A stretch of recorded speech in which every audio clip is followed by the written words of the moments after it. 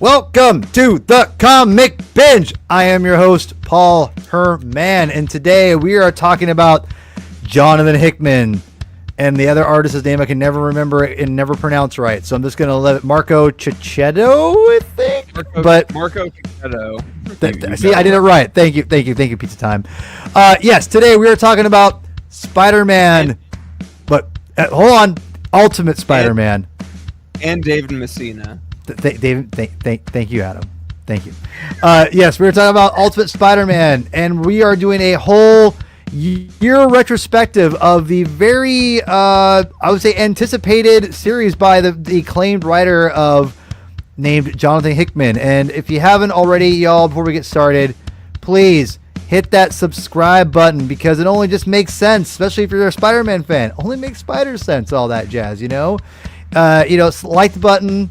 Hit the comment on the video, live video, interact with us, hang out with us. The more interaction we can get, the more. Hi, Javi. So,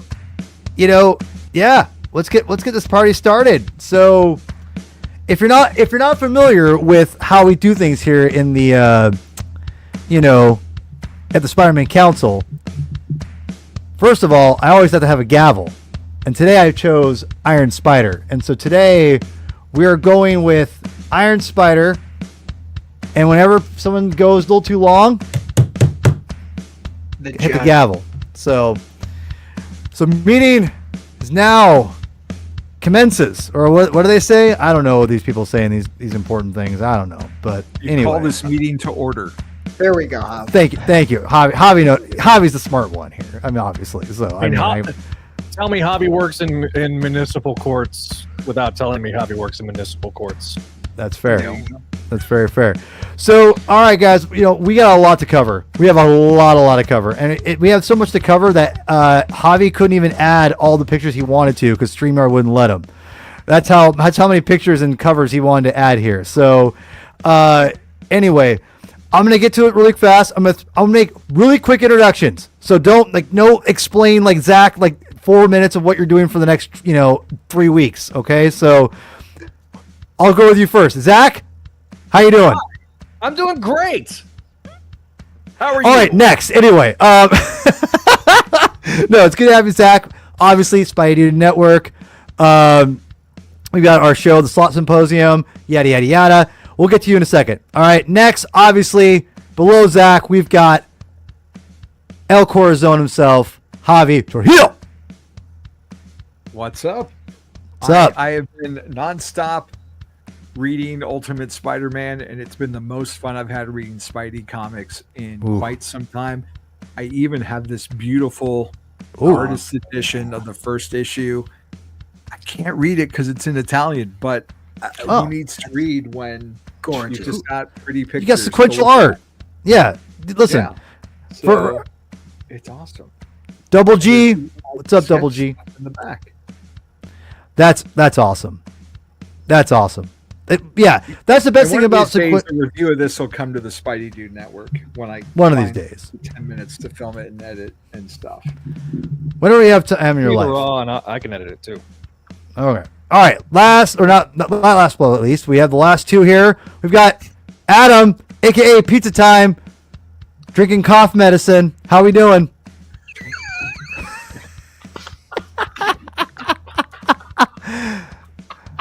Adam, you sound very muted. Are you muted, sir? Oh shit! Sorry. There you go. That's why I muted my mic. Sorry. Not on. I appreciate that though. I wanted to say, Javi, the artist edition, it came out in December or so. Is that right? I think I remember that. I don't know. I don't remember because it came out recently. An Italian. Yeah, it's from Panini Comics, which is like panini.it. Yeah. So I thought it was because I missed it. Right. I thought it was recently. I don't know. Anyway. Yeah. Yeah, I'm here. Ultimate Pizza Time tonight, and we got Ultimate Pizza Time. Yes. And we got hot takes. I need to do the ultimate. something else. I Yeah. don't know. I want to do a rhyme, but I can't think of it right now. I'm so excited. Every issue of this book in A on another YouTube channel. I mean, I honestly love this book, but I have some qualms. So We'll get there. I wonder what YouTube channel that is there. Okay, we already know what it is. Read Zach's headliner, people. Yeah. You'll get it. You'll know where he's at. All right. Last but not least, we have. I love. Good. I love Nico. I just want to say, like, I'm glad that Nico's here for. Yes. Finally, Mr. Baby is here. I miss this guy. I want to say Monsieur Bébé because some guy in this comic named Captain Britain who's actually French, and I wanted to. I don't know. This is the best show ever. That. This is the best show ever. Ultimate Nico. Dude. Okay, Nico, welcome back to the Comic Binge / I've been saving Spider-Man that Council. for a couple days. So anyway, dude, this is spectacular. I mean, I feel spectacular. Cheesy to be corny. What an ultimate and ready. No, I'm so excited. This first time I read it was in the last week. I know. God, man. And thank God. Thank God. I've been honestly, I'm chomping at the bit to see what Nico thinks about this book. I don't know why, but he'll go first. He will go first. Okay, so let's I also want to say, like Nico's saying, like all these attitudes. I want to say sensational because he always posts that GIF. Sensational. And even though I may disagree with Mr. Baby's pure love for Chalamet recently. We won't get into that. Oh yeah, Paul's not a Timmy guy. Can we do that? I used to be. I mean, Chalamet is. I don't know. He's trying too hard. He's trying. Yeah. He's hungry. He's trying too hard. Anyway, that man is winning life. I can kind of respect it, but I get it. He's also he's still kind of young, but he's closer to me and Nico's age, so maybe he should tone it down a bit. Exactly. All right, no more movie stuff. This is comic books. This is sequential art, I know. not artsy fartsy, wannabe. Anyway, so someday we'll do the movie binge. Don't worry. One day I'll get Nico on there. Yes, one day. All right, so if those who are new here. We're talking about Jonathan Hickman's Spider-Man, Ultimate Spider-Man, excuse me. And I'm just gonna do a little preempt of like kind of what my feeling was going into this last year, because when this had a lot of buzz around it, because obviously if you know comics at all, if you don't know comics, and again that's not a problem, but you have to understand you don't know comics, CM. Adam. My God. So here's the thing, Jonathan Hickman. You are a little on fire. Jonathan Hickman is probably one of the biggest names as someone who writes comic books, I would say right now in the industry. And long story short, he had a long run on Fantastic Four. He did his own creator work in East of West. He ushered in the third installment of the Secret Wars franchise, if you will, for Marvel, which people thought we would, at least someone like myself, thought we would never see light of day. And he actually did it. That's a whole different podcast we'll get into at some point down the line when Secret Wars comes out in Doomsday. But all the stuff the MCU is doing right now is pretty much leading up to Hickman's Secret Wars. And if you even go even crazier, Jonathan Hickman is the reason you have the Black Order in Infinity War altogether. So whether those are his creations or those are Marvel mandates remains to be seen. I don't know. I don't know if he's commented on that or not. Regardless, Jonathan Hickman is probably he's probably, I would say, is he one of the best writers in comics? That is always going to be debatable, but I think it's also very, very debatable if he is. And again, if you are here right now, please hit the like button. We have 20 people watching. That's rad. Please go hit that like button, subscribe, comment, yada, yada. Leave a comment, interact with us.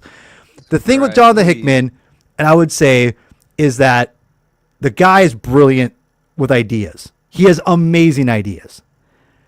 He doesn't always stick the landing. And that's my biggest criticism of Hickman.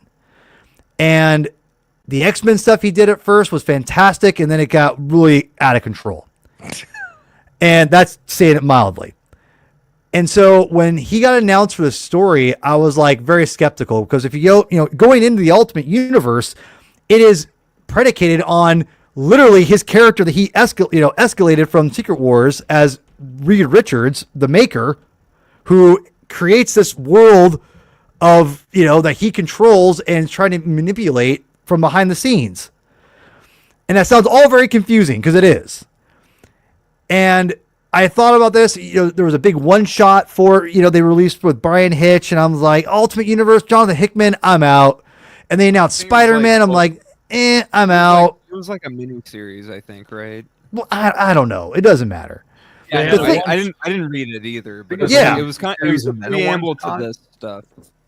So as somebody that read it, it was a one shot, and then that led not only to Ultimate Spider-Man and stuff touching upon it, but leads directly into Ultimates. And then Ultimates, and I would recommend, if you've not read Ultimates, that if out of all the other books in the line, that would be the one that I think people should probably read alongside Ultimate Spider-Man. Right. Okay. So I want to tell people, I'm going to do a couple things here real quick. And I'm going to throw it to Nico right away because I'm dying to know what he thinks. Because Nico, for those who don't know, and I've been trying to figure out how I'm going to do this, Nico is actually binging Fantastic Four Hickman's right now, like his run right now. So he actually knows, you know Hickman kind of well now, which is really cool. But I'll get to you in a second. But I just want people to know, if you're wondering, is this book worth reading?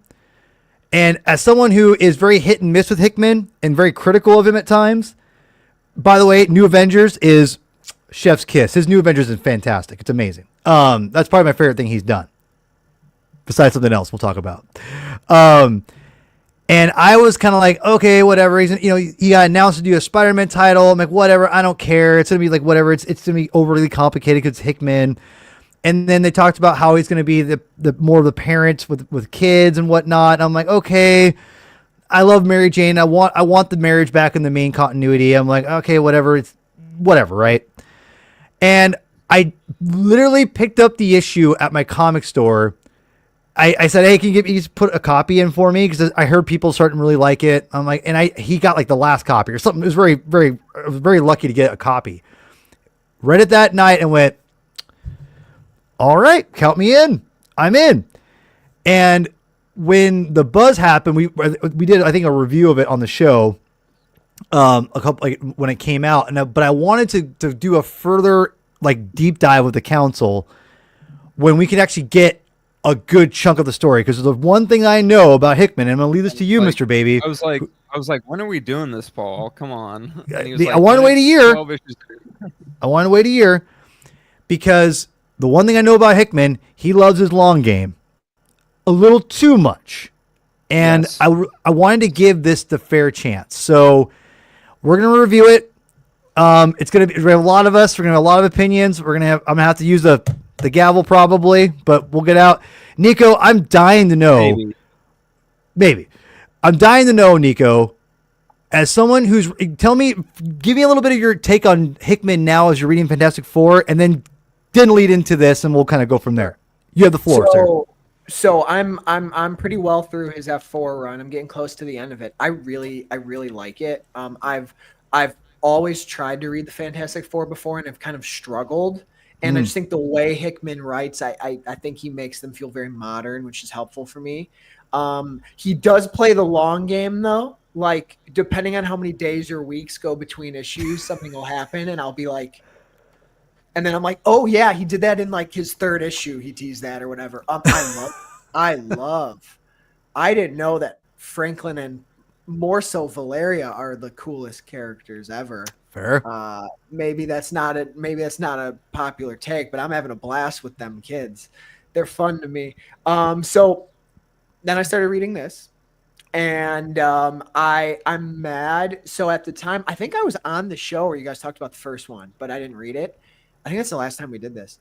But I don't know. I don't really have a comic shop near me where I live now, and something about I got overwhelmed with like modern comics, so I took a break. I hate you. I'm so angry. I'm so angry I didn't read this from the start.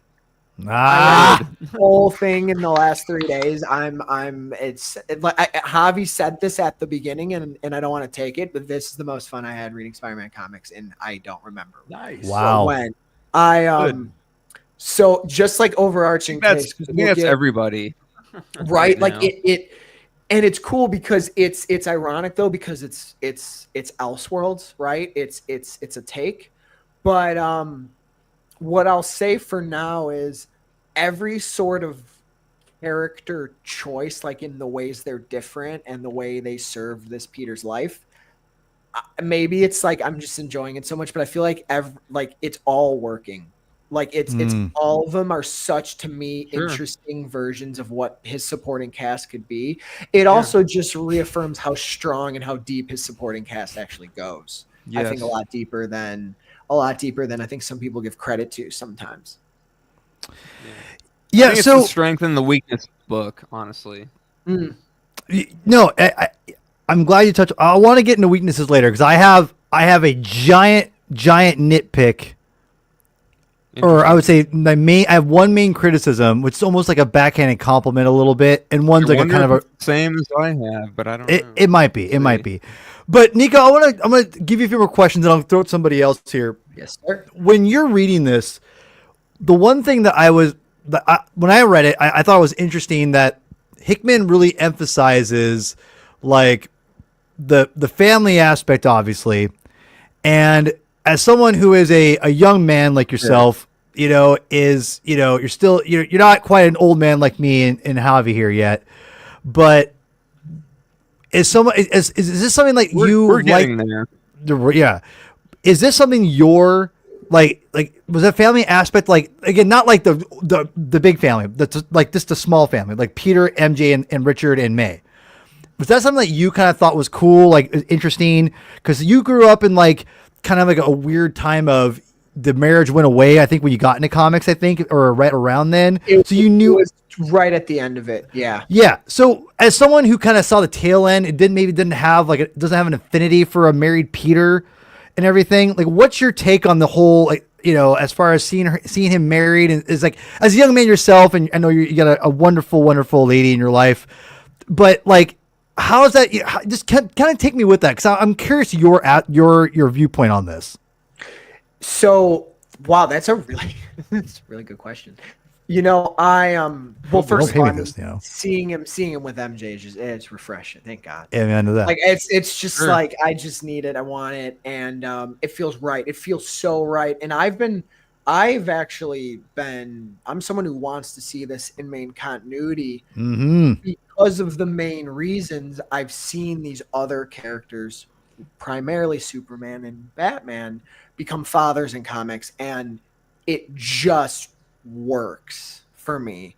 And my dad got me in the comics. We have a great comic relationship. I'm like, when does my guy get that? Like, I really think he's ready for it. I've always said I think it's like the next thing I want to see him have to deal with all the time, because it's allowed those other two iconic forever characters to progress, and I want that for Peter too. So I love the family aspect. It's also something I'm close.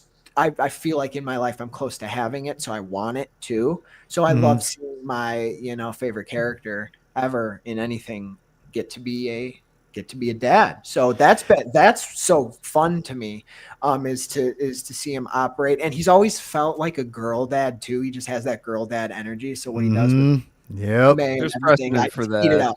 I just eat it up. Yeah. Well, yeah, but it just hits every time when I think of it, when I see that. Even the few moments in Across the Spider-Verse, I'm like, yes, every time I see this, I love it. Well, the thing is like, honestly, Mayday Parker Spider-Girl has just become the main canon for people. So whenever he has a daughter, it's like, oh, that's going to be Mayday, that's going to be Spider-Girl. Yeah. Even with this, like, even though this is not the same character, like, people are still like, oh, that's her, and it's like, oh, well, it's not, but it's, yeah. That's basically become the canon. Like, oh, he's gonna be with Mary Jane and have a daughter who becomes Spider-Girl anyway. And it should be. God damn it. Like, sorry, it needs to happen. It's a great, honestly, evolution of the mythos. Tom Absolutely. DeFalco and Ron Friends and Pat O'Leaf, they did it. Yeah. Sorry. So That's it. yeah. So I think I love that you love it, and it seems like you got a crash course in Hickman, and I can't wait to get to New Avengers. Like that I'm is so excited, dude. I'm not yet. I don't think I'm that far, so You're not. You'll be hearing from me. yeah. You're not. I'm actually stoked that you're doing this big run, because when Secret Wars and Doomsday gets closer, that's when we're gonna go deep into like Oh, that yeah, stuff. I'll be 'Cause that's there. gonna be dope. It was overwhelming at first because I'm doing almost everything that he did. Like I even started with that like Secret Origins or whatever it was. Mhm. So it's I've been I do think reading Hickman though helped with this. So I'll say that now. Yeah, no, totally. All right, so next I'm gonna give it to Zach. You're next. I know you have a whole podcast you do for this and everything, but yeah, tell me what your overall feeling of this, reading this as a reflective of the last year as a whole, as a series. Well, I mean, if you want me to get nitty gritty, definitely go listen to the Ultimate Spideydude Experience. But I love this series and what it represents. To me, this represents what I think so many people have wanted in terms of how Peter is written. Because in this book, Peter is written and treated like an adult. Well, he is an adult, right? Yes, but even though in ASM he is technically an adult, Right. he doesn't act like an adult. Yeah. Mm-hmm. And I think that in terms of spiritual successors to previous Spider stories of yesteryear, this is the closest in terms of characterization to JMS and Paul Jenkins that we've gotten in a long time. A little bit of Spencer, I will say that, but I think that everything with the twist of everything has been very interesting. Uncle Ben being alive, Jonah and Ben working together. I was kind of, even Robbie, eventually comes back into the book. I was like, oh man, we're only going to see Robbie for one book, one issue. I think every story beat has hit correctly for me. And I'm very, very interested to see how we progress beyond this first year. It is interesting to see a Spider-Man starting out as an adult instead of a teenager and completely turning the original premise of Spider-Man on its head completely. The one thing that I get frustrated by, and I talk about this on my podcast, but I feel like I need to at least say it here because I think Javi will understand what I'm about to say. To sit there and constantly compare it to ASM is to the detriment of this of what makes this book special. And this book is good enough and special enough to hold up on its own without the constant comparisons to ASM. And I get it. I understand it. It's very easy. But this is a book, as Spider-Man fans, this is the book. This and Spectacular Spider-Man, for me personally, are the two books that every single month I'm excited to buy and read. I'm not excited always to buy ASM, especially with the 8 Death storyline. And so when I get this book every single time, I'm like, man. And this is a book, I feel like, and one of the missions of this channel is to get people to read more comics. If you have people that are familiar with Spider-Man, but they're kind of overwhelmed by the 616, you can give them this book and they will have everything they need to understand what's going on with Spider-Man. More or less, yes. All right, I need to chop in here for a second. First of all, put a pin in that because there are some conversations we need to have about that. about giving it to new fans, because I'm gonna push back a little bit on that. Yes but and before, no. Yes before and I no. do would say- that, I want to would give say it to other yes and people. also no. Yes. So Zach, I'm gonna let you finish up. I want to throw it to Javi next. So Go ahead. Look, I have a whole podcast. People can listen to me talk about this at nauseum. you're goddamn right. Just kidding. So- I love you're here. I'm glad you're here. So I will acquiesce the rest of my allotted time to Mr. Javier. All right, El Corazon. I know you love this book, but I need to know. I'm going to tee you up a little bit, and I'll take over the picks while you talk. I want you to tell us exactly why. I want to know one major reason why this book is for Spider-Man fans like yourself. Like, what makes this book so special? The one major thing. The essence, the substance. Okay, all right, pizza time. That's enough out of you. Put a pizza in it. I don't know. I'm sorry. I'll shut up. I don't know. Javi, what say you? There isn't one thing that makes There's it, not. No, because it's the alchemy of everything combined. It's the Hickman writing, which this is outside of Secret Wars. This is the only thing of his I've read. So I know Really? you've talked about like Nico doing his deep dives and how it helps him understand this, but I'm able to understand it just fine. And it's the writing, it's the art. I mean, you can't go wrong with Art is great. Yes. some of this. Yeah, no, stuff. it's gorgeous. That is like classic looking Spidey. It's dynamic, and it brings such a voice to the storyline. And it's like we talked about. It's like you guys mentioned. It's the family dynamic too. It's the alchemy of all three of those facets combined, and treating him. I feel like I'm going to retread what everyone said, but like it's treating him as an adult. He's 35. He's married with 2 kids. One's 15. May is like, I don't know, 6 or 7, maybe. But it's just starting off with taking these familiar people that I've grown up my whole lives reading, and giving them a fresh coat of paint and reinvigorating them in a way that we haven't seen before. And just making everyone feel like vital. And it's like, listen, it's in one way it sucks that we only get this universe once a month, and we only get like these monthly snapshots. But at the same time, like I love every character, like I love every dynamic, whether it's Ben and Jonah, or Peter and his daughter, or Peter and MJ, or Richard and Jonah. Like it's just so much fun. And to start it off with this malaise that Peter is feeling in this world because of the Maker. And he knows that something's off and he can't put his finger on it.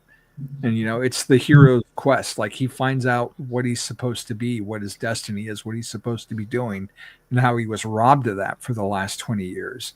And it's him it's a self-discovery journey as much as it is like a family dynamic and everything else. And there's something to the unpredictability of it all too, because like, yeah, we know who, Gwen Stacy is and who Harry Osborn is, but this isn't, what we're well said. Gwen is married to Harry and running Oscorp with him. Norman's dead. Everything that I knew before is pretty much out the window. Like we don't even really know how Peter and MJ met and fell in love, and why they're this couple that they are. That I really want to see that in each other. Please there's give so me an much annual of that. That could be explored, and we haven't gotten to that yet. But it's making the old, fresh and new again, and it feels like when you start like a new Spider-Man cartoon, like Your Friendly Neighborhood Spider-Man, or starting a new movie series, be it, Toby or Andrew or Tom, like, who these characters are, but like, this is their spin of it. No pun intended. And that's what we're getting here. And anything can go. If you've read today's issue, there are Yeah. no rules, and anything can happen in this book, and that's a All right. lot of fun of it. So, Javi, you answered my question really the right way, because you essentially answered it. You said there was a bunch of different things, but really it's the spin on all the different characters that why you like it. It seems like that's you said. I mean, I love said these everything I characters needed. at the end of the day, and I miss having a good version of them to read where Peter feels like a responsible adult. 'Cause I think like the responsibility word gets used a lot. Yes. Yeah. It's a lot of talk and it's not a lot of Action. They don't Yeah. get it. Honestly. All right. I'm gonna regret this probably, but pizza time. It's your turn. Yeah. Okay, I go have for a thing- Well, I have a thing that I wrote to you guys in private almost a year ago, because like some people were kind of, I don't know if they were down on the series, but they were. It was like 4 months in, and it was a new thing. And People are some down on the people were series. Well, it was a thing about like I had seen some stuff about like, oh, he's like, not doing so well in the second issue, or I don't know what it was, but there was a because like people were saying it was too different or something. So I wrote this to you guys. I said, All right. it's so different yet similar to the classics, and then I said music analogy time, and I talked about, I mentioned Bendis because Bendis did the original Ultimate. And I said, Bendis Ultimate was like an interpolation of the original or a cover band. This is like a remix or a band covering a song in a completely new and different way to the original, yet it still has a ton of artistic merit. I remember you writing this now. Damn. It was Banger. because it was Yeah. so... No kidding. Thank you. I mean, I can. Anyway, Well, I just Can thought, I just I really quickly, I don't mean to interrupt. I just want to say the whole cover song thing is Chef's Kiss, perfect. And case in point, listen to Enjoy the Silence by Depeche Mode, and then go listen to the Failure version. Both bangers. Ooh. Anyway, Which continue. one? Let me cue that because I'm a big Depeche Mode guy. Which one? Dude, Failure, Enjoy the Silence. And I love me some Failure. Was that 90s the one that was from represent. the Ghost in the Shell trailer? It might have been. So It's there from the was 90s. It's an that- old song. There was that, and I mean I liked at the time, we were only like about 4 months in, like they were doing something really different. I appreciated that because it's like, oh, it's I don't know. What do we expect with an older Peter with kids married to Mary Jane? With a buddy in Green Goblin. And then I will say now there was this one criticism I read, which I think is pretty apt, but I love it because it's almost like damning with faint praise. Maybe it was like, this is a book for people who like prestige dramas on HBO of people talking, and I think that's kind of on the money. I think they were kind of like, I think it was a criticism, but I think it works as both like a pro and a con. Anyway, I don't know. Like, honestly, this is a book. I said this on the Ultimate Spideydude stuff. Like, this could be. I always think about like lately. I don't know. I always think about stuff like being adapted. This could be adapted easily. Oh, yeah. Like, easy. This is like Marvel, like, adapt this right now. You'll have an easy time doing it. I like the characters. I have some criticism. Like, I think this is a well-written book. It honestly, I think about it now. I reading it again like the past couple days. It's like a movie script, a TV script, I feel. Which just enhances the idea, like, oh, this could be adapted easily. Like, it kind of, I mean, this is like, if you like modern comics, this is for you, I think. Like, this honestly a lot of it, half of it at least, is just people talking to each other. My main criticism, I'll just say right now, is there's not enough Spider-Man. I feel like he's only in. We've read about 12 or 13 issues. He's in about half of them, like in costume, and he's not really doing much. He's fighting bad guys, but he's not. It's like big bad guys. I kind of wanted to see more of the friendly neighborhood aspect. I want to see more of the day-to-day. That's honestly the con of the every issue is a month.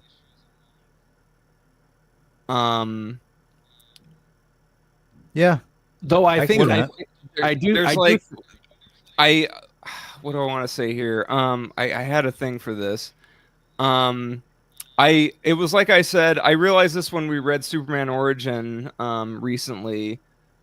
It fits perfectly with this. Like, I want more of this than what we're getting, because this is a very good, like, every issue is done in one, great, but it's also very decompressed.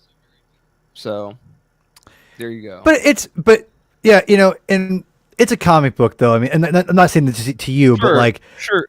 But I still think this is a Spider-Man comic book. We need more Spider-Man in it, and he's not. I feel like Spider-Man isn't doing as much as he should be doing in this book. Okay, I'm gonna save a little bit. We're gonna save criticism for a second. Zach, I'm gonna throw it to you really quick, and then I'm gonna say my piece on the series kind of in general here in a second. So Zach, go ahead. You want to comment on something that Adam was saying? To me, I think the best use of the monthly format, I think, actually comes in issue 13 and 14, because the way it's designed is the very end of January, and then we literally get to almost midnight, and then we start into February, so it kind of works that way. Because I thought that was going to be like there was going to be some like big limitations with the snapshot of the month, but I think they're with these last really 3 issues, starting with issue 12 into this new year, I think they've done a really good job of how that works. Right. I think the I get gotta wrap it up. Gotta go. Come on. I do understand it, so I'm gonna throw it back to you, because I do have some pushback on some of the things you've got to criticize. No. I want to ask Nico and Javi quickly. Nico, the month format. What do you think of it? Go. I like it, but I do agree with Adam.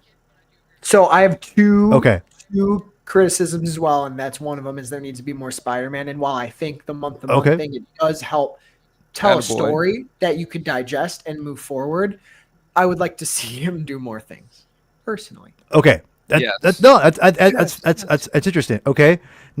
Adam loves Pizza Time's got it. Mr. Baby and Pizza Time. That's a lethal combination. Javi, El Corazon. I need more of this guy in my life. I'm sorry. We all need more Mr. Baby in our life. Come on. Nico, you're all right. Yeah, man, I got you, bro. I love you, man. I love you too, we all love Nico. I love you. Oh, we know what you meant. We know what you meant, Adam. All right, Javi. I wanted to get your take on this. All right, Adam. All right, hold on. Javi, go. What's your take on the monthly format? I like it. I like the fact that we're moving in real time, because it's different than what we get now, and it's not something that's being done a lot, and it makes it feel I don't know, it just makes it feel fresh, and it solves that whole problem of like, okay, Peter is only aged a year, but we've had like 3 Christmas issues in that quote unquote year. Like, Sure. Like, we're not going to be like 1990. Yeah, Richard's not going to be 15 for the next 5 years. He's going to get older. Right. Everyone's going to get older, and because this isn't the main MCU or the main continuity, like, they don't have to worry about that kind of thing, because they're not looking at it in that way. So it makes it unique in that, and it lets him express his creativity in a way that normally we don't get to see. And I like that they're overarching storylines, but like every issue feels like an episode, and it feels kind of self-contained, but not like the serialization of it is really special. Yeah. And it reminds me of the old ASM when you would have a done in one and then you would move on, but stuff carried through, as opposed to, well, this 6-issue story took place over 3 days. Don't you hammer me. I'm wrapping up. If you're distracting and the Oscar music's playing, you're just making me hammer. That's fair. That's fair. And he has You don't editorial hammer- powers. You don't hammer the El Corazon. Yeah. himself. So I just like that it's doing something different in modern comics that we don't typically see. No, that's well said. Sorry. Yeah. I'm gonna be real with quick, y'all. Did I say that I should have said, like, with peace and love and all respect, like, I like this book a lot, but these are my, because I feel like everyone's kind of overhyping the book, you know? Anyway, I just wanted to. That's fair. No, Adam, I think that's fair. I think that's a fair assessment. Let me hear me out. I think people are overhyping the book because it's not ASM and like Peter and Mary Jane are together. There we go. Exactly. That's the problem. The reason why I like it is like we don't have, and I like that they're together, but I feel like, and I also feel like Mary Jane is fine, but I feel like, you know, with issue 6, like even when I read it again, like I like it, but I feel like she's almost too. And I don't want Mary Jane to be, you know, worried by the window like she was in the 90s, but I want her to be more concerned a little bit than she is about what Peter's doing, because he's a 35-year-old man. She is, but like, well, she's getting there, but I feel like, you know, she's more turned on by it, and that's fine. Like hold on. That's not what I interpreted it. Okay. She's turned on Adam, by it in issue 6. Adam. All right. So here's the thing. I'm just gonna admit it right now, and I'm not the most obvious person as far as like leading, like just obvious things go over my head, because with comics, I'm like, you know, with my life, it's just like, you know, like this. I always forget and totally forgot, because it'll be like almost sometimes 2 months or a month, you know, at least between when I read these books, and I totally forgot the month format until I reread it. Like last week, I'm like, oh yeah, I forgot. It was like that's a month format, you know. So I was totally, issue out about of it. Just Ben and Jonah going on an adventure, right? So for Harry's origin, that's fine. So in the beginning, but. Right, but so for me, it's whatever. I mean, I don't really. It's a clever storytelling device for what he's doing, and it works, you know. And I think it works in the context of this linear story that we're getting. I think if it was just one character just solely on Spider-Man, the monthly format wouldn't feel as benefited, if that makes sense, because as someone who lives a life with a family, days can kind of blur together sometimes, you know, and this for anyone, but when you have, I live with a family of my own. I know. Yeah. But the thing is, when you're doing that mundane thing, and it doesn't really serve the story purpose that well, in my opinion. But when you have so many different characters like you're doing in the story, it does. For me, reading this series, I agree with you, Adam, though, because I do feel there is a contingency of fans out there, which is, again, people are entitled to think and do what they want.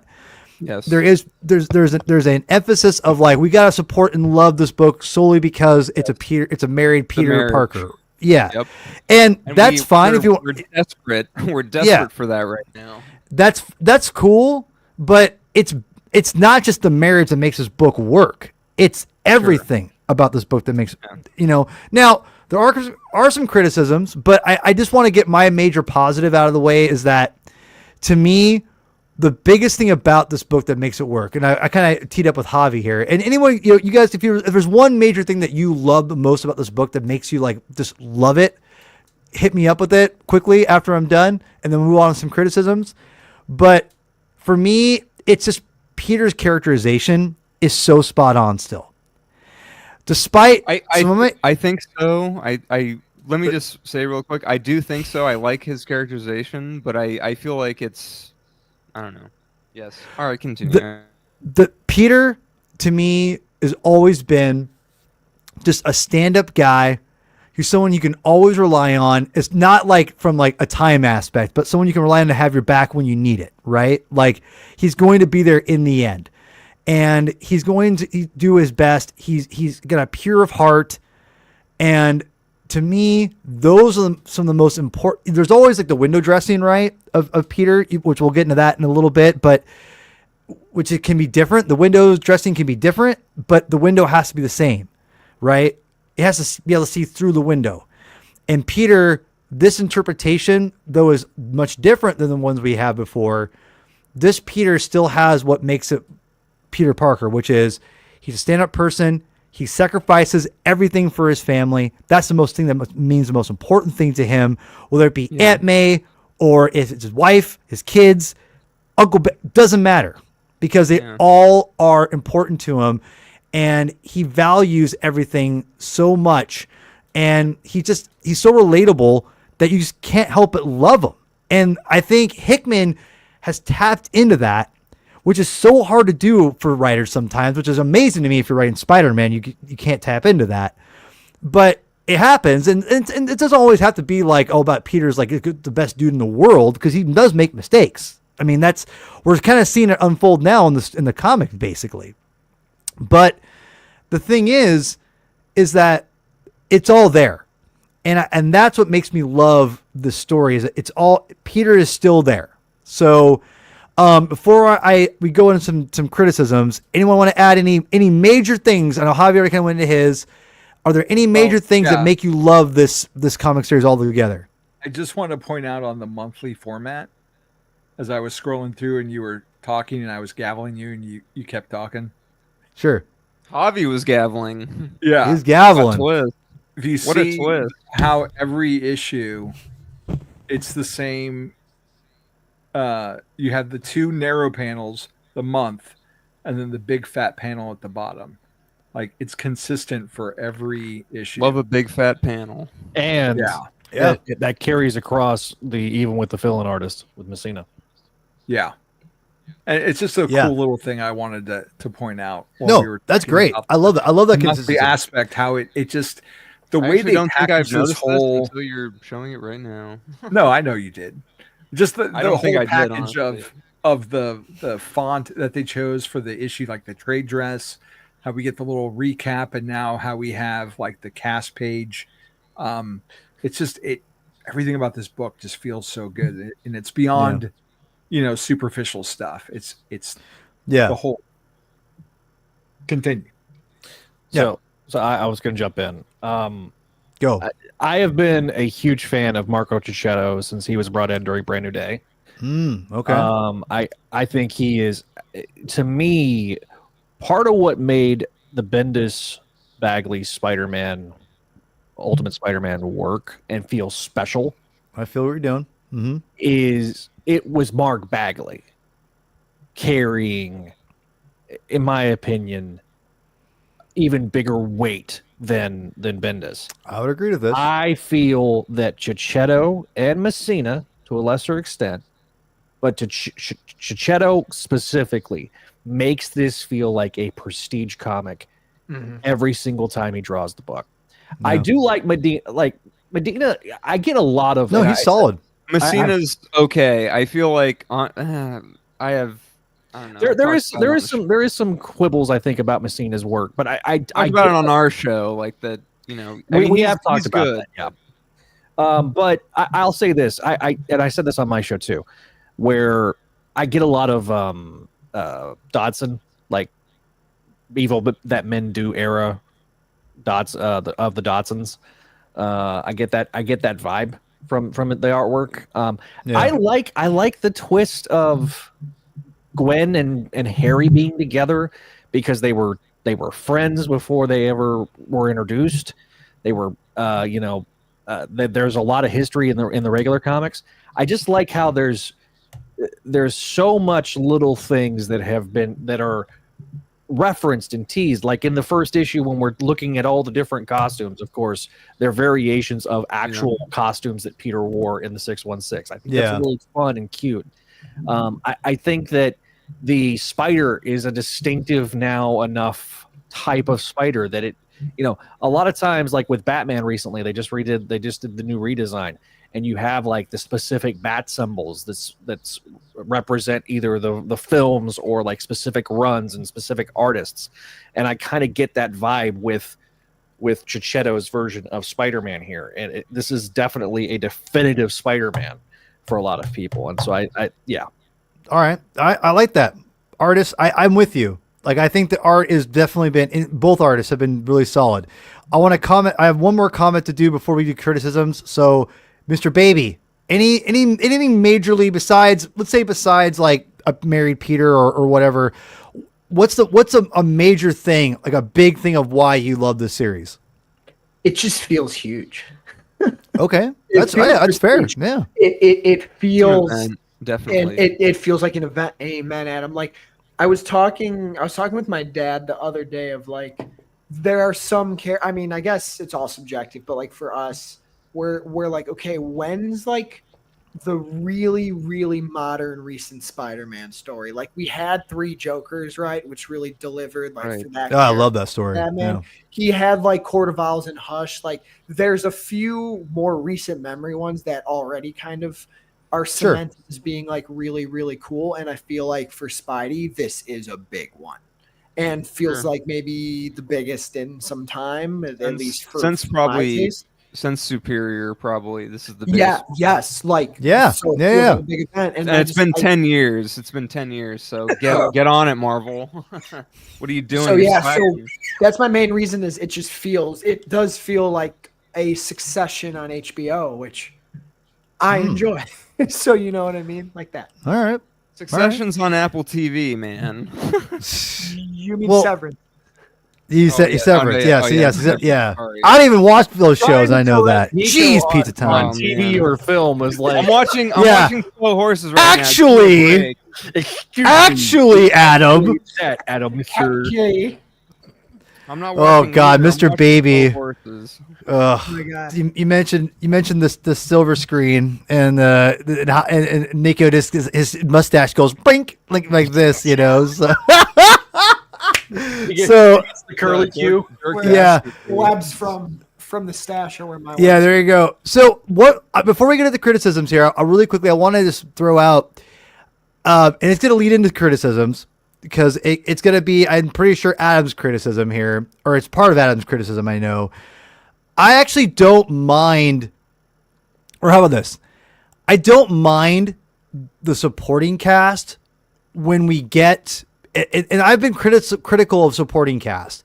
The big thing for me is, if you're going to put a supporting cast in a book, you damn well better give them a good reason to be in it, and give them something to frickin' do. This is fine, yeah. And Lord, I think we all would agree, no one feels wasted or as an accessory in this story that isn't given like significant time. I mean, I'm thinking of this is no joke, guys. What I remember I read at the time. Javi, can you throw up the issue with MJ and Gwen in the bathroom for me? Mm-hmm. No joke. This is issue like 4, I think. And I threw up that issue.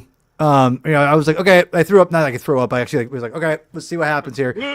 Yeah, I started reading it, and I burned through this thing, and it's all dialogue. There's no action. There's no Spider-Man. That's most of the issues. To be fair, and now the thing is, I'm the costume guy. I want punching. I want costumes in my superhero stories. This is one of my favorite issues. I mean, just to put it out there. I would say this is one of the best of the talking issues. Honestly. But that is saying something, because this is not Mark Checchetto. It's also early. It's early in the run, so it was like, okay. But goddamn, this showed me how good Hickman is. Seriously. I was like, damn. And the pacing of this issue is fantastic. The 9-panel grid, if you throw the 9-panel grid from this comic, Javi, for me, please. Like, this is brilliant. Like, I'm just like, bam. Good. He does good storytelling in this one. We're talking about Mr. Baby in his cinema his ultimate cinema and stuff. Mr. Baby, like Monsieur Baby. The thing is, this to me is like, I thought you'd be loving this SH, because it is totally reminds me of a very crisp episode of, enter whatever drama you have here, whatever, whatever. I was really impressed. I love that. I love that issue. So just really quick, I'm gonna throw Mr. Baby on that, then we can go into criticism. Mr. Baby, comment on my cinema TV tie-in with this issue. No, it does feel very cinematic. It feels like a prestige series. I do think each one does feel satisfying start to finish, even though I wish there was more Spider-Man in it. I agree with Adam, and another criticism he had that we'll get to, that it's funny. I didn't know that going into tonight, but same page. It feels, and I think the artwork adds to it, right? And given the type of story they're telling, that's the other thing too that I'll add to that I really like, is what a compelling setup is. It's not just Elseworlds, it's an Elseworld story where the character is feeling like it's an Elseworld. Do you know what I mean? Exactly. The character feeling the same way as us. Exactly, like us also feeling like, oh, it's interesting to see Peter with kids not being Spider-Man, and him also taking on the role of the audience going, I feel like I was supposed to be something different. That was special. What a beginning. What a incredible start to hook you for pretty much with whatever. Absolutely. 100%. Well said. Well said. I think we kind of talked about that when we reviewed the first issue. Yeah, we did. Yeah, we get into that a lot on Ultimate Spideydude Experience. Just the idea of like, because it feels like it's this generation in general. Like that is the relatable everyman right there. Like I feel like I should be doing something more than I am. I feel like I'm, there's something. Well said. Something more that we had a pretty something deep more that I need or that I'm not getting. Yeah.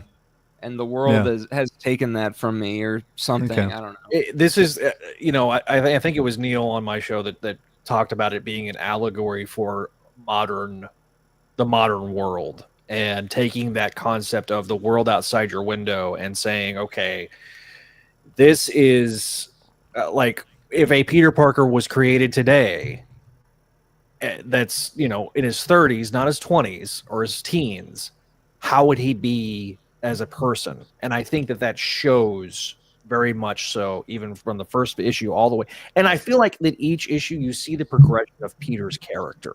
Yeah. Even though like it's a snapshot, but it feels like that Peter is kind of getting the hang of being Spider-Man. It's not like an instantaneous thing the way it was in previous iterations. Yeah. All right. So we're gonna get criticisms, and we're gonna get out of here. Okay. So I'm gonna lead it off with criticisms. I like to let everyone have the floor for this stuff, and we already got a little bit of the criticisms in there. I think that we'll get into a little more of a discussion about the supporting cast, and I'm gonna ask everyone quickly what their opinion of the supporting cast. And we already know a little bit what Pizza Time thinks, but I'm gonna go in. I'm gonna give you my criticisms right off the bat. Okay. Here's the deal. I have one kind of major backhanded criticism and compliment, and then I've got some nitpicks. I'll go with nitpicks first. First nitpick is I do miss the brilliance of Peter Parker in this. Right? Like I miss the fact that we don't get the web shooters. Again, I digress. This is a nitpick. Nitpick. He's kind of a different. It feels like he's a different character in this a little bit. I've seen some people say like, like this is what if he didn't really have to. It's interesting because like I saw something recently. It's like, oh, he didn't have to like really pursue science because he didn't have as hard of a childhood, teenagerhood. You know what I mean? Like he didn't have to like help out Aunt May and Uncle Ben, like I don't like that because it'd be like this. You'd be like, oh, Paul, you had a great upbringing, so you had no reason to play music in your future. So you had like, I don't know if that's the same. It is. It's the same thing. It's a passion. I mean, music is a hobby. And wait, hold on a second. And science is always isn't a hobby. I mean. Dude, you either have talent to play music or you don't. A lot of people that don't have talent, I think, play music. And a lot of people who think they're scientists Look at YouTube.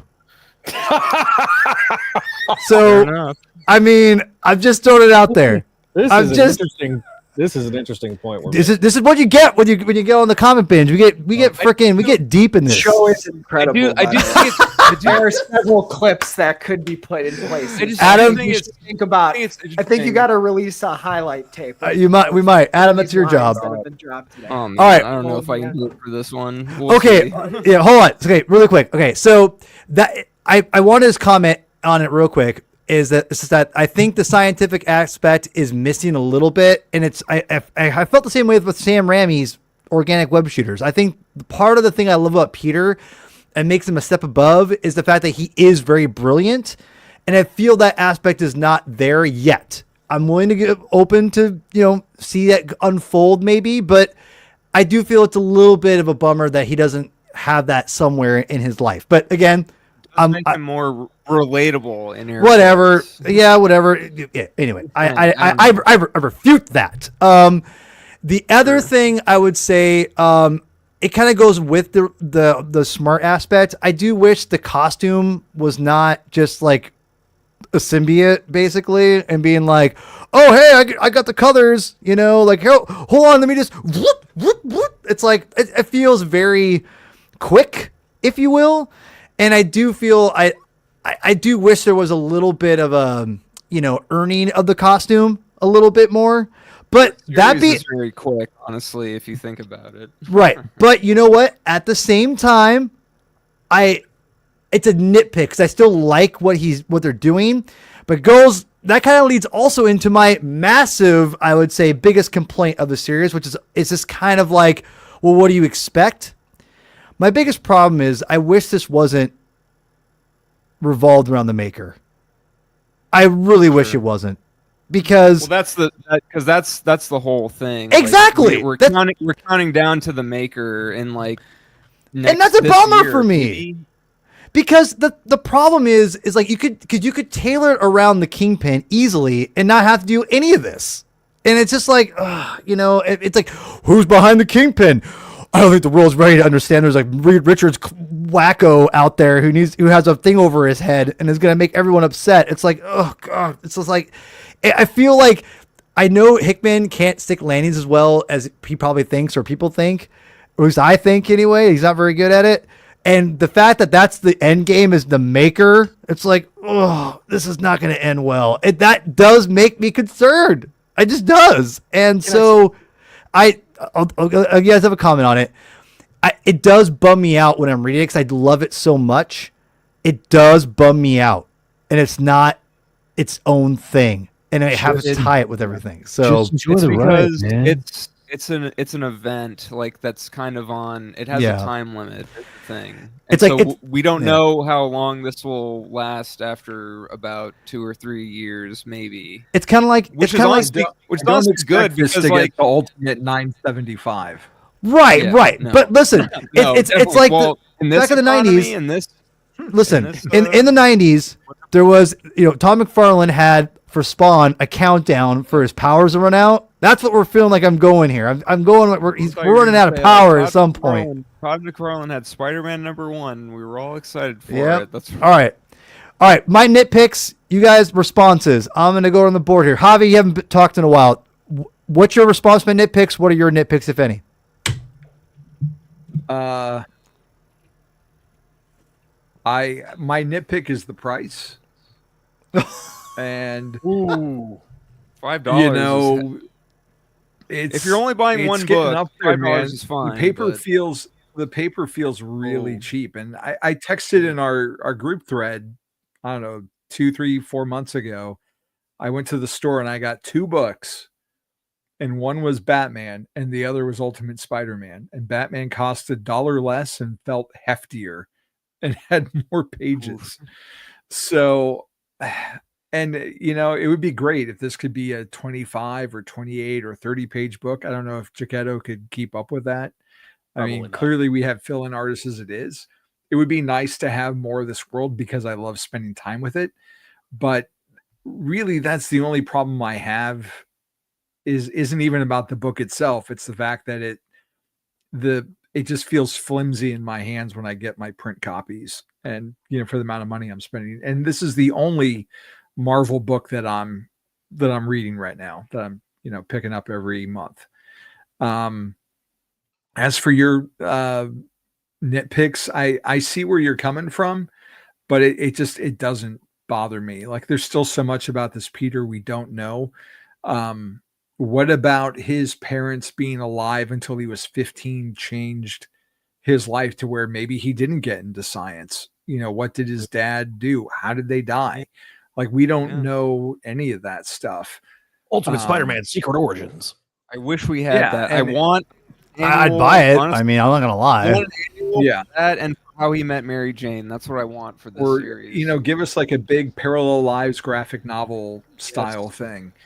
But the Maker thing doesn't bother me. The countdown that we have another year before he comes back, that doesn't really faze me. I like the fact at this moment in time, all I had to read was 14 issues of Ultimate Spider-Man. I haven't kept up with Ultimates. I'm intrigued about some of the other books, but I really just want to enjoy this one thing, and I don't really care about the rest of it. When we get to crossover time, and I'll dip into that as much as I care to then. But the Maker stuff doesn't bug me because it feels like it ties it in with the previous Ultimate Universe. I think we're supposed to get Miles crossing over into this. Miles is getting a miniseries, yeah. Why? Yeah, why? Which is so they're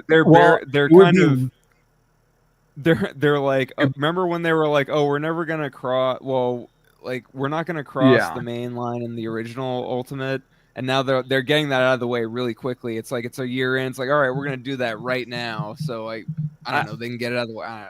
I think that one of the issues, one of my nitpicks with this book and kind of remains, is the marketing on the book when they first announced it was married Peter Parker. And I get that they were trying to do something to hook people in, because I think in some ways Marvel was very surprised by the response. I could see that. And so I don't think that they anticipated it being as big of a hit as it has been. And so I think that they're starting to throw spaghetti against the wall to see what sticks. We're getting the Miles. Why do you think that this is hitting Zach as opposed to the Renew Your Vows mini and the Renew Your Vows ongoing that they tanked within 6 issues or 8 issues by getting rid of Conway and Stegman? What does this have that book didn't have? If it's only the marriage, I can answer that. I can answer that real quick. I just want really quick. I want to tell you right now. No Way Home, Zendaya, Tom Holland. That's why. No. Oh, it's 100%. It's an entirely different editorial room. And also years away. It's two things: the movies, and you're promoting Mary Jane and Spider-Man. Also, time away from everything. I'm going to push back on that, because I don't think that has anything to do with it, because that's not what we're seeing here. You're thinking more of like Peter B. Parker from the Spider-Verse movies. Yeah, I can see a little bit of that, but I also see that it's with it being an entirely different editorial room, and they don't have the constraints that are placed upon them the way they do over in the Spider-Man office. They are able to get away with or do whatever they Hickman was given the ball and say, here, develop the story as you see fit. There was no pressure like there is with ASM. I want to shit right now. I agree with Zach. I think but I think it's also because he can do what he wants. Because basically Hickman's a glorified editor essentially too, right? Like he was basically, that's what he was. He was like story editor on the X-Men books. Yeah. And that's his strength. He knows how to tell a story and get us to like care about the characters. It's evident through all his writing in comic books that, Nico's reading it. Like, I read a ton of it. Like, he's great at getting you invested in what you know, in these characters in this story. And I think, I mean, when you give someone that much freedom, they're, you know, and they have that much vision, you're going to have probably people connect for the, you know, you can't always, you know, win everything, obviously. And you can't always say that he's going to love, everyone's going to love everything he does. But the difference is ASM has a schedule that is it's a conveyor belt. And this is not a knock at all. This is monthly comics we're talking about. Even Ultimate has a conveyor belt aspect to it. And the thing is, when you're dealing with monthly comic books, especially like an ongoing like ASM, there is a not plan. Well, I got a year plan, then we're good. No, we have to plan like 2 years ahead. We got to plan around this movie. We have to make sure we incorporate these villains in it because of this and that. And so there are so many different aspects of ASM that you have to, I want to say politically, but you have to like commercially go around, that it is a detriment to the story. But that goes to every ongoing, superhero story that's in the main continuity. And the good writers and the good editors are the ones who will be able to work around it. And right now, in my opinion, Marvel in general just needs a complete leadership overhaul everywhere. Like, just needs a complete overhaul and just needs to get some new blood in there, because it's becoming stagnant, and it bums me out. There's some great books at Marvel, and I'll always collect Spider-Man because I'm just a bitch, basically. I'm just gonna say it. Like, I am a bitch. I need you back on my ASM shows, by the way. A spider bitch, if you will. I'm Spider Bitch. That's my spider totem. That Clone Saga 5 and Inferno 2 mean they're stagnant? Guy, I love you. Yeah. All right. Mr. Baby, what in Mr. Baby. Mr. Baby is probably amazing. It's amazing. So tell me comments on all of our criticisms so far, and any of them yourself. I want to respond to your Maker one, because it's funny is I had a similar thought that especially when the photo was in Kingpin's office is when I felt it. I was like, okay. Yes, thank you. I was like, what the hell does he have this? Oh yeah, our great leader. I was like, okay. This However, man, who these like these regular people are like, yeah. However, even though we have a limited runway until we get to the Maker stuff, I will say I am a sucker for something the book did that made me not care about the Maker thing, which is Tony Stark tells him, "You're on the top of the list."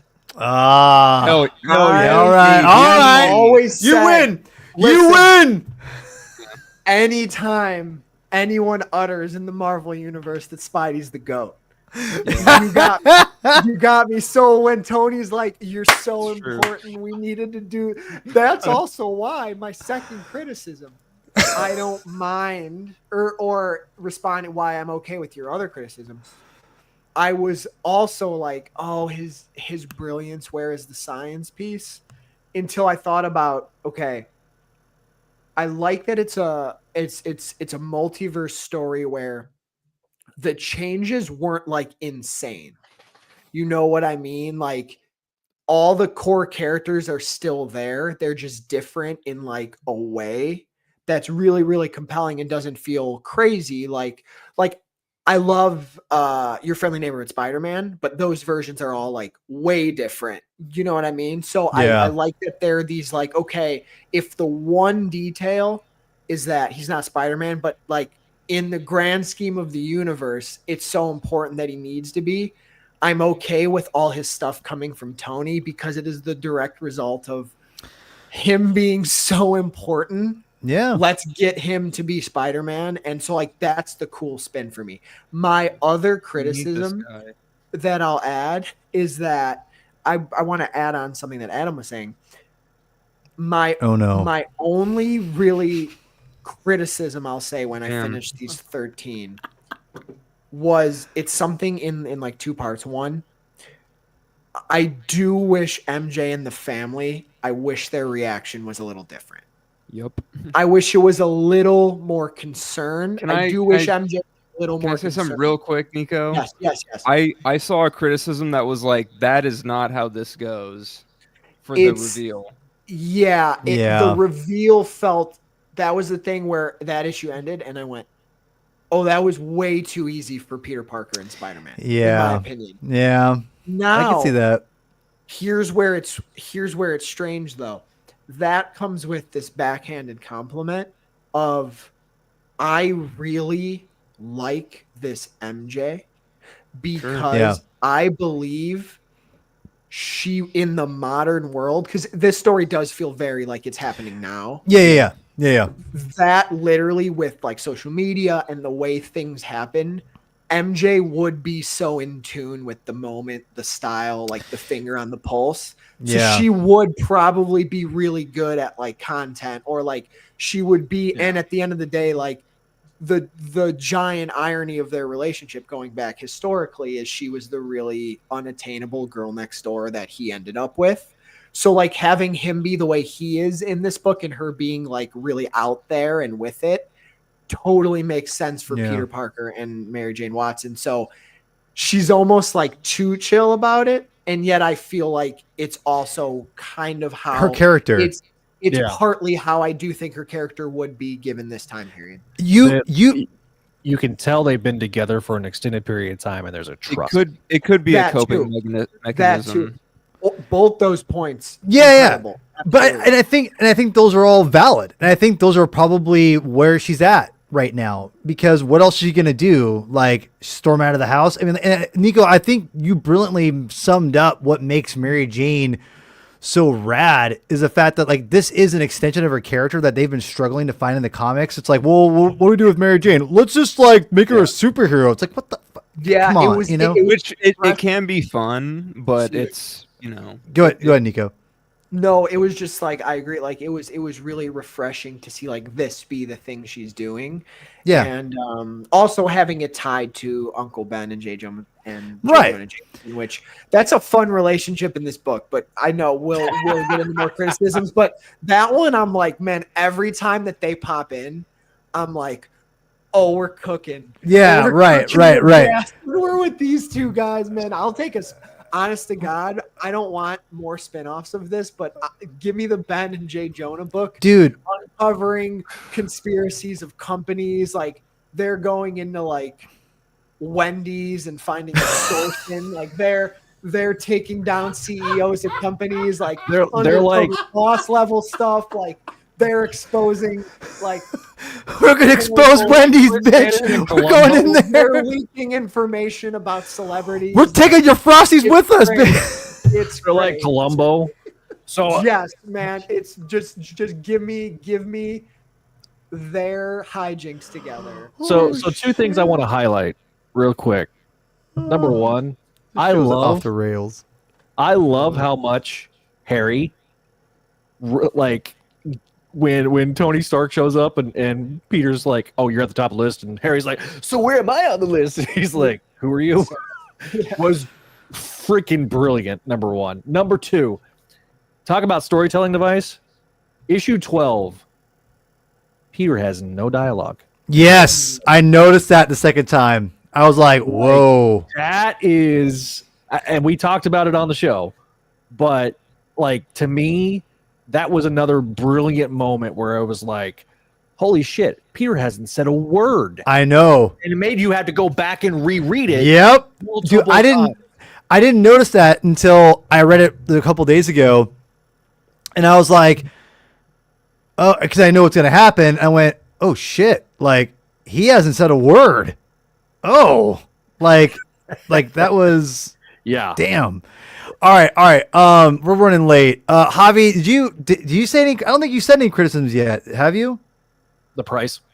Oh, the price. That's right. Okay, the price. Yeah. See, when I had something to say, you walked away and just. I had to go to the bathroom. I'm sorry. You should have relieved your bladder before the show, not during. Dude, if anyone knows me well enough, they know I urinate like no other. So wait, I want to give if Javi has something else, but I have not a criticism, but something that I need to happen. Please. I need, or Javi, did you have something? Go for it, dude. No. I want you to go. No, I think he's good. What I was going to say. Okay, maybe this will. I need and here's where I'll get maybe the eye rolls of we don't need this every time. I'm not saying I need it to be Uncle Ben. And I haven't read 14. So tell me if I heard something that I was thinking the other day. I was like, one thing that would be really shocking is if they did this, and maybe they did do that anyway. Okay. All right. Nico, please. Because what I was going to say was I need the consequence. I need a big consequence to happen. Yes. Well, now I got to read it, guys. I was trying to read it. Read the damn book. Well, I'm start reading Let it me now. tell you. Okay, so then I'll be satisfied. It sounds like okay. Well, what I really on a clown. Come on.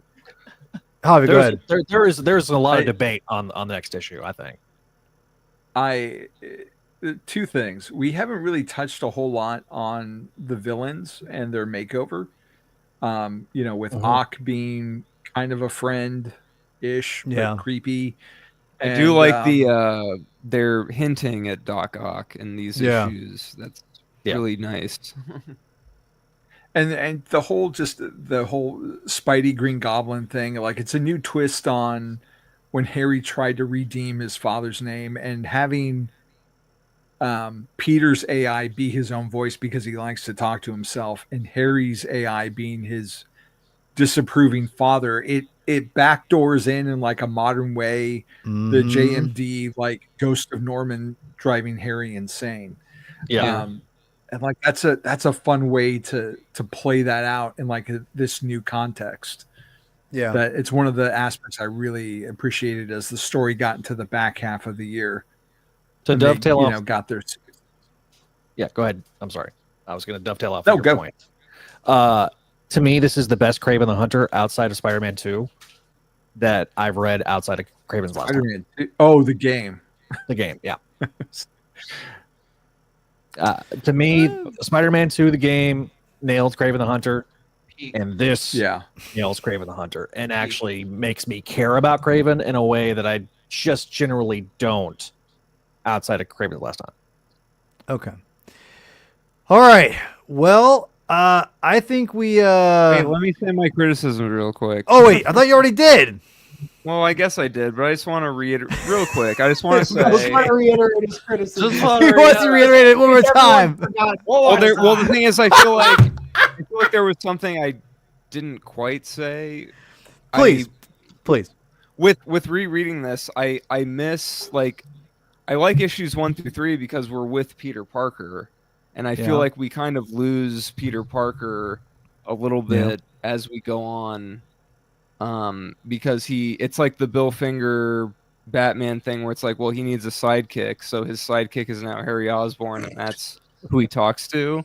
So like we don't get Peter Parker. We just get Peter Parker talking and reacting to stuff, But I like the first 3 issues where it's like, oh, we're with Peter Parker and how he's dealing with everything, And then my second criticism is I feel like Mary Jane should be a little more concerned about what's happening, but we'll see where that goes. And I think... And also more Spider-Man. We need more Spider-Man, like fighting crime and doing cool shit, which I think is starting to happen, but, Well, and again, I'm going to blame Nico. You can blame Nico for I kind of agree. At first I kind of thought about modern comics being a TV and film. Yeah, he's like, God damn it, Monsieur Baby.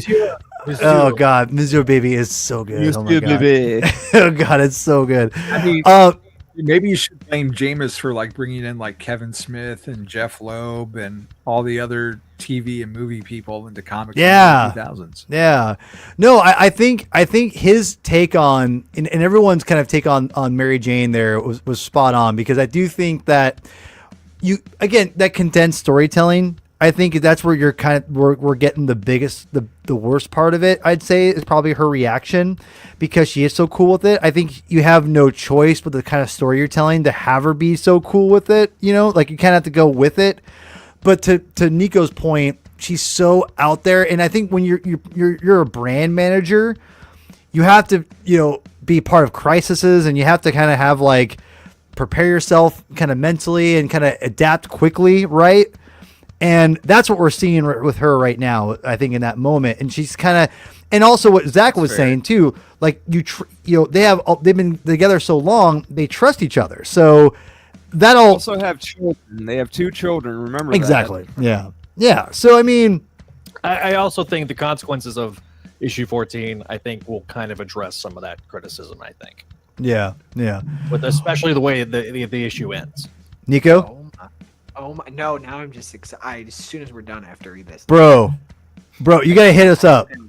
I'm going to. I don't want to listen. I don't want to oversell it but I will say that the line that gets uttered, I was like, "Are we gonna end up paid off?" And then the way it leaves off in this issue, I'm like, "Oh my god, what's going on here?" It's crazy. It's crazy. Okay. It's good. It's good. It's a great issue. The series is great. Like kind of Nico, you again, I keep bringing you up here, but you brought up a great point about the great moments of Batman and how like in the last 15 years he's had these great moments in Spider-Man. What has he had? Maybe not as many, obviously, as Batman, but Superior might be up there. I love Superior. But I would say honestly, that's Doc Ock. I just realized. Yeah, so but that's still the same thing. It's the Spider-Man. No. I mean, it's that's a different podcast. I get it. But listen, we'll get there soon on the Slot Symposium. But I think that this is a land. I think Superior, regardless of where you think about it, was a landmark moment.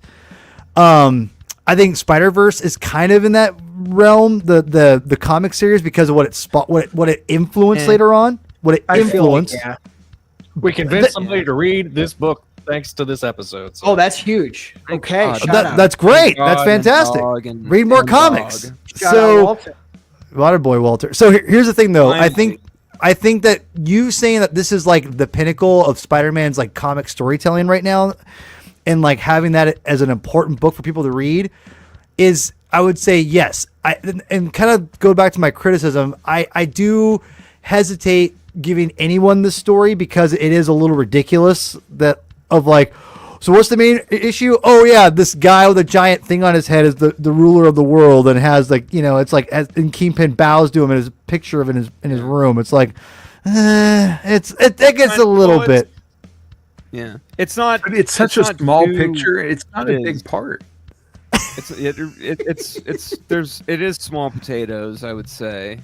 But I wouldn't feel that this is like a credible. You're making a mountain out of a mole man hill. Ooh, I like it. I understand. By the way, Mole Man, just in general, whatever universe you put him in, there's not enough Mole Man in the universe. No, ever. And he's in the Hickman F4 stuff, and he's hell yeah, he is fun in there. Yeah, well, so that's why Hickman put him in the movie, right? I think he's going to be in the movie too. He might be in the movie. Let's hope he's in the movie. Yeah, he may be John Malkovich. I don't know. No, Malkovich is gonna be Red Ghost, which would be effing stupid, by the way. Actually, that would be. No, fit that, actually, no, looking at it. No Red Ghost. Get the hell out of here with that Red Ghost shit. Anyway, look, he's Red Ghost. You don't want to know. Okay, it's ridiculous. He was in a Spider-Man issue in the Tom DeFalco run, Friends run. Yeah. All right. Which that was fun, but not for a movie. Guys, this was probably one of my favorite episodes I've ever done. It's because the best episode of the whole comic binge. And this is why, by the way. Dude, every time Adam comes on a show where he's had a couple of drinks, his socks are on fire. He literally just piece David Lynch. All right, yeah. There you go. R.I.P. David Lynch, though. He's right. He's like this is not meant to be an insult, but like how Sheldon Cooper, when he drinks alcohol, he's like to ever compare Adam to Sheldon. Hang on, he's extra funny. That guy, forget that guy. Hang on, he's Sheldon, extra funny. That guy is funny. Adam's way more funnier than Sheldon ever was. Well, hang on, like he acts like a normal human being I appreciate that in the show, Yeah, but like I he's tried- extra funny. Like try to how act we like a are. normal human being. I know what you're saying. You're not wrong to an extent. I just don't ever want to compare someone I love like Adam to Sheldon. So anyway, I just want that's fair. I can understand that. I'm sorry, Pizza I got your back, Adam. I don't call you Pizza Time for nothing. So, Thank you. all right. So this was a blast, and I know you guys are late for everybody, except for me and Matt, Adam. don't tell people I've had a few drinks. Yeah, way to ruin the illusion, sir. So That's a trade secret. They're supposed to figure that out. So when's the on next replay. one? What's the next one? okay, the next Oh, one. man. We'll Nico, I need to get you on a movie review. I think that's the next one I want to Oh, get I you would on. love to be. So Dude, I think I wanted to do Spider-Man 2 last year for the. we're gonna 20th do it. anniversary. We'll do it eventually. Oh, But- remember we wanted to do the Homecoming thing. Oh, Oh, that's right. that- That's oh, right. That too. I Oh, have a good show. Why Homecoming- your friendly Homecoming neighbor? and Far From Home, or just Homecoming? I can't remember. Well, I think we could throw. a No, friendly because neighbor. it was the debate. Because the I debate. thought Far From Home is better than But I have- Homecoming. Which you're I have a new insane. debate, though. I have a new debate though.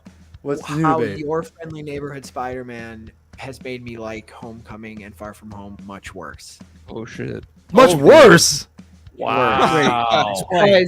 Because this is what I wanted from Holland was All how he right. is in your friendly neighborhood Spider-Man. All right, This is what I- that's a future episode. Book it, but I want you right now, not Javi. Obviously, Javi's on majority of the episodes anyway. He has no choice. Yeah, No, yeah, but- you stole Hobby from me. I'm a little I upset. can't help it. All right, I love Javi. Come We're on, doing shit on Wednesdays now because of freaking hockey. Well, hold on. Oh yeah, I'm a little bitter. Hockey season. It's all Okay, coming okay. out. All right, hold on. It's all right. It's also his schedule too, by the way. But it's not just. know. So anyway, so I just want to say, Nico, you better pencil down in May Thunderbolts. Oh yeah. You better Oh, book yeah. that for me, okay? I All right, we're gonna get that one in. Brave New World. I want it. You know, we can, yeah, whatever. But I want to get Thunderbolts. I want to get Javi, the Reverend, Mr. Baby. I want to get that crew in and devour that because I think the movie's gonna be special. I hope so. I think it. Hopefully. What about Pizza Time and Zach? Jeez. Well, you guys have your own show. You guys have your own show. Oh, okay. Anyway, all right. MCU movie times. Okay, I know. All right, Zach, quickly, let's All get, right. promote. Quick, go. Speaking of issue 14 of Ultimate Spider-Man, tomorrow night we're going to be covering it extensively on the Spideydude Experience. That's going to be our Oh, next show. shit.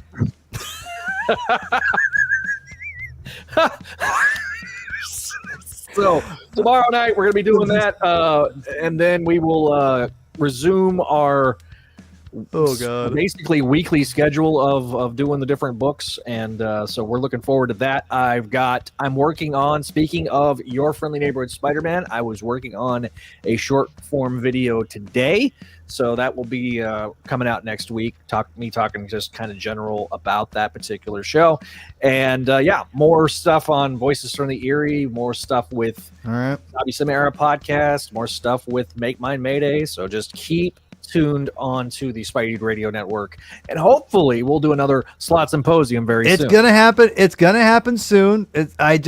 Life is just life is busy. Paul has some other podcasts to do before, but he told me that he would try to do it in the next couple months. So. Yeah, after Daredevil from the MCU fan show, I'll be able to have a little more freedom. So I get that. So anyway, all right, cool. Mr. Javi, Yo, promote quick. I am all over the place. BatmanOnFilm.com, doing written reviews, doing YouTube shows like Batman Animation and Batman Forever, chapter by chapter. Unboxing reviews over there. Up to Speed with Wally West is a YouTube channel where I go through every issue of The Flash, of Wally West Flash. Finishing up editing on the next episode as we speak.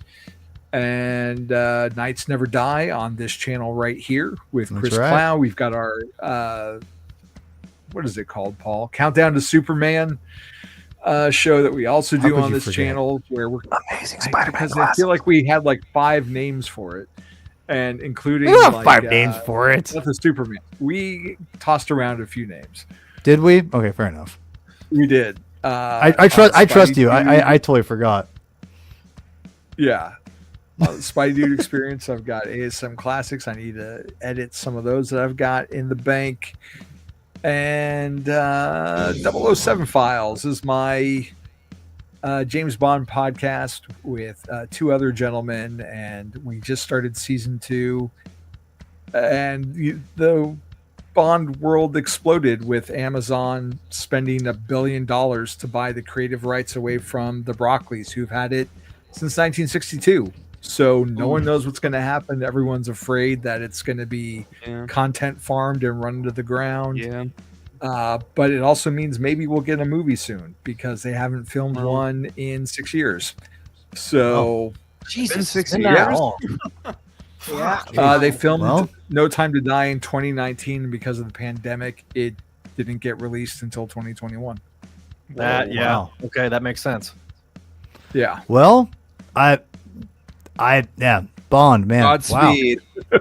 Godspeed. All right, Adam, where can people find you at? Enchilada Legs on Bluesky and Twitter. Attaboy. Spideydude Experience and Comic Binge, and we just did Superman's Secret Origin last week. Or whenever you want to check that out. And so by Jeff Johns and Gary Frank. So check that out and get ready for Superman hype, I guess. Everyone's excited about that. You guess. Thanks a Well, lot. I don't know. I'm actually looking for the first time, maybe in my life, because even more so than Superman Returns, I am excited about a Superman movie. I'm looking That's fair. forward to it. That's fair. Why? I think, I don't know. All We'll right. see. I All like right. the idea of it. Well, last but not least, Mizzou Baby, Mr. Baby, Nico, promote your Baby. shit, man. Yeah, you can follow me at Nico Caruso, Twitter, Instagram, Letterboxd, at Nico Knows Film on YouTube or Letterboxd. TikTok. I do film reviews there.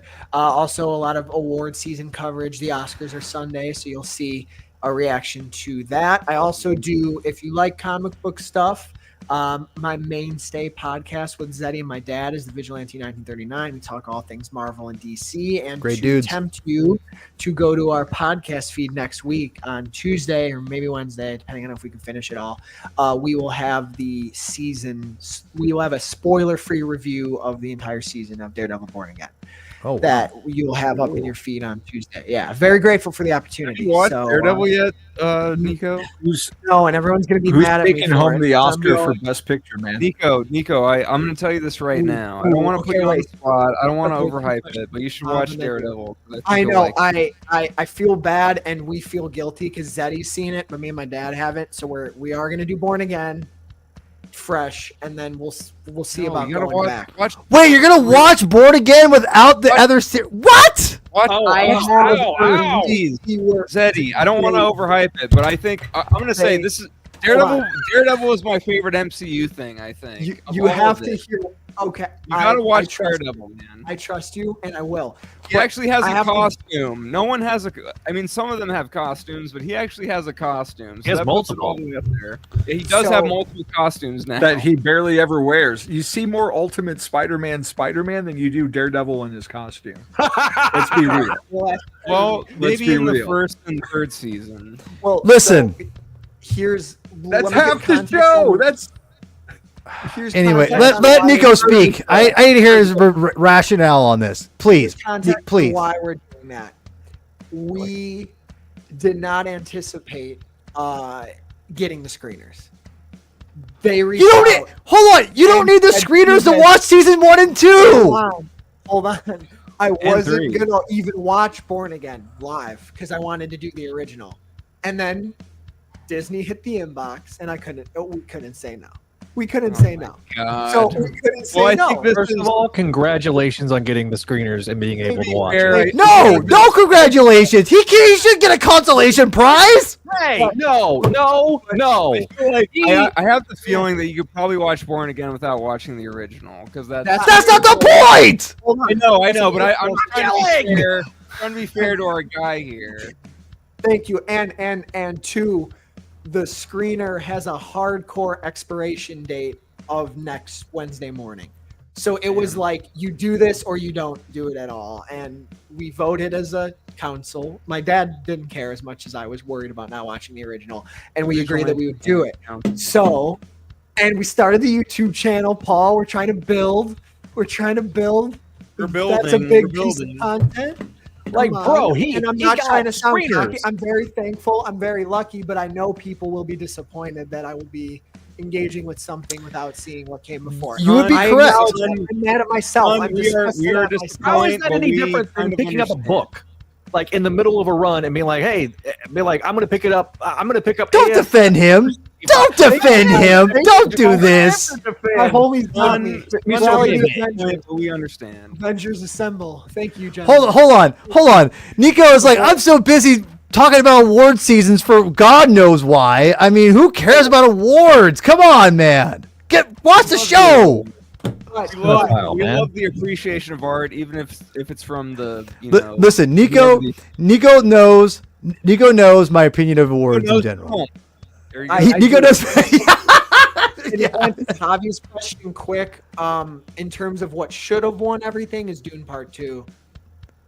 Realistically, I would love the substance. Not going to happen. It's going to be Honora or Conclave, and I would rather it be Conclave. But a lot of people are on the Honora train. I'm in the minority on. Okay, I gotta ask, how many Amelia Perez wins are going to happen on Sunday? There's gonna be at least 2. There should be none, but there's gonna be 2 songs. Listen to this guy. This guy's an insider, man. This guy is like, dude. Song and Zoe Saldana is this is insane. I'm happy for Zeldana's career. Nosferatu hype. I wish Nosferatu was in Best Picture, should have been, but no. It's Amelia Perez is gonna win. I think only 2. Oh no, it might win international. It's probably gonna win international still. Its ceiling though is 3. Trust me, its ceiling is 3.